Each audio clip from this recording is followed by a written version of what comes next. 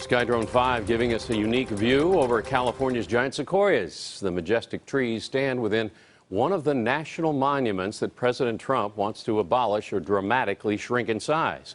The Giant Sequoia National Monument falls within Tulare, Kern, and Fresno counties. It's one of several California sites in the crosshairs. KPIX5's Devin Fehely found that some are on board with the president's plan, saying it could help reduce fire risk in the area. They are some of the largest and oldest living things on Earth. Towering giants with limbs stretching skyward 300 feet in the air. But a battle brewing far below these majestic treetops could determine the fate and future of the Giant Sequoia National Monument. Locking them up in a monument and doing nothing, which is what the Forest Service essentially has done for the last 20+ years, is not in their best interest. The Trump administration is considering a plan to shrink the monument by more than 2/3, from its current 328,000 acres to roughly 90,000, a plan that has found some unlikely allies. I don't think that anybody had an intent to destroy or diminish this treasure that we have in our backyards.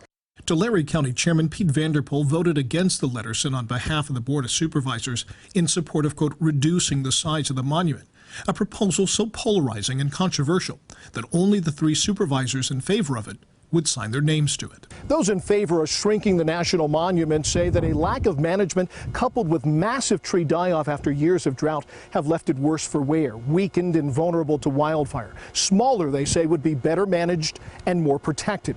But critics say it's not so much about preserving or restoring a forest as it is about resurrecting the timber industry. Taking any kind of designation away from the very few pieces of protected land, of intact habitat that we have, is a mistake. The giant sequoia grows and the land surrounding them is currently protected from logging, but that could change.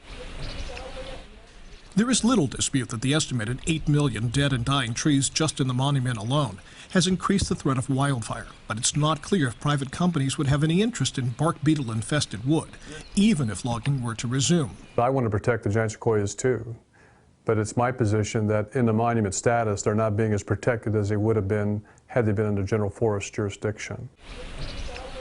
But critics say the answer is to increase funding, not to decrease the size of the monument. By taking any kind of protection away in any way is basically a slap in the face. In the Giant Sequoia National Monument, Devin Fehely, KPIX5.